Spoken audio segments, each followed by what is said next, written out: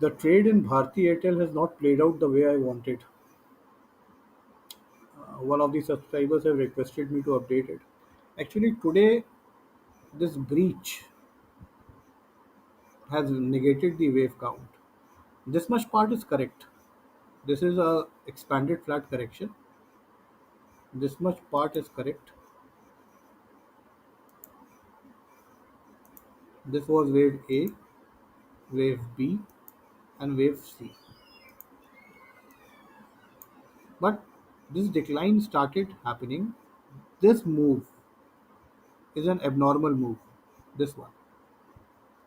The reason is that there's a lot of things happening at Bharti Airtel. One of the major things is that the promoter group is offloading the 3% stake. And whenever this kind of transactions happen, you see when the selling starts and there's a supply and a demand thing playing out, supply crunch kind of a thing, then the stock starts falling. And this wave was nothing but that offloading of that a small portion of that stake. Today there is news that Bharti people are trying to take debt. I mean, they are trying to purchase the rest of the stock via debt, and that will be incurring more uh, negative positions. I mean, buying a stake and buying that stake out of debt money is like increasing more debt. So there's something really wrong here. This should have ended here. Today, this breach, this portion, the decline was coming, it was fine. 1, 2, should have come 3, 4, and 5, that kind of decline. So either something has gone wrong, or from here onwards, the wave count is not clear. Once this expanded flat correction was over, it was over here. This was a 5 wave move. Clean 5 wave move. 1, 2, 3, 4, and 5.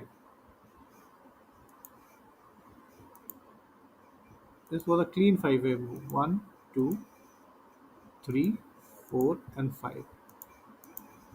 So 3, 1, 2, 3, 1, 2, 3, and 5. This ended here. Now, as per today's position is concerned, this has already breached the you know this line, and technically speaking, this is all not right. But anyway, I'm holding on to my positions, bearish positions. I'm holding on. The reason is, if I look into the whole pattern, this is a wedge-shaped pattern, and these wedge-shaped patterns, they only occur at the start of a decline. So I'm still expecting that Bharti Airtel should decline. I will hold on to Bharti Airtel for coming 3 4 days, and then if the decline does not start, then I will square off my positions, take the loss, take the hit. But I'm still holding on for 3 4 days.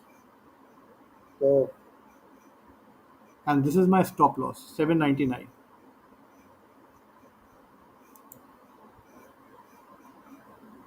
Why I have taken this as a stop loss?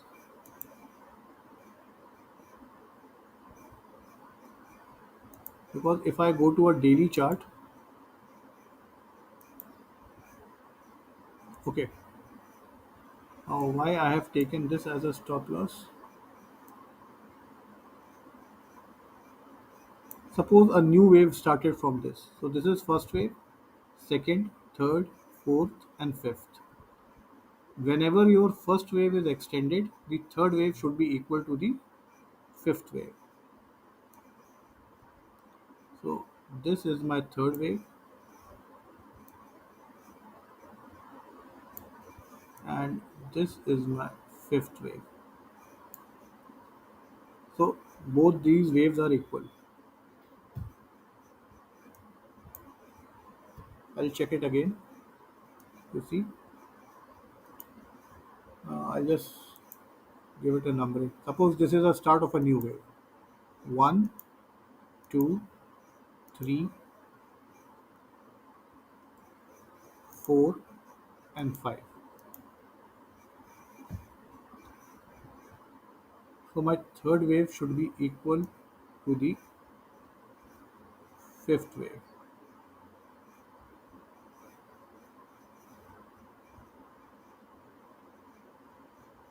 This is not making sense. But one, two, three, four, and five. On a daily chart, it's not making sense. On a weekly chart, or let me see it on an hourly chart.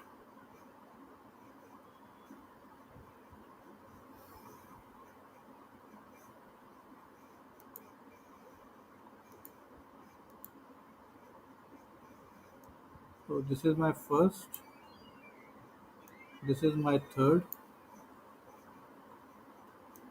and this is my fifth. So on an hourly chart, this should be my stop loss. Suppose this is a new wave. This wave is a new wave, and this is an hourly chart. This one, two, three, four, and five. The rule says if the first wave is extended, then wave 3 and wave 5 should be equal. So that is the only thing which is left. This is wave 3,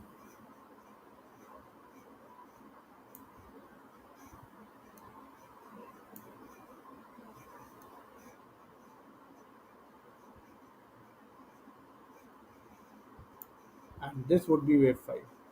792. That would be my stop loss, because at this, anything beyond this means that this wave will be the smallest wave, and that will negate the whole wave count. So I will square off my positions if Bharti Airtel reaches 793, and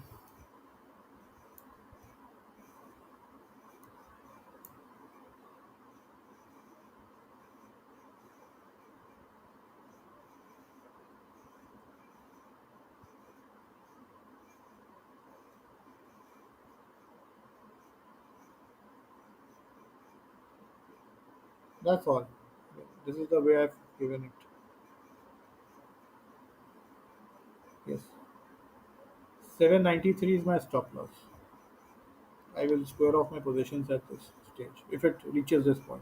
It should not go beyond this, because once it breaches this, then there is a gap up also. That means this is the third wave. 4, 1, 2, 3, 4, and 5. It should not go beyond 793. I'll wait for 3, 4 days and then I'll square off my positions. And the decline should start.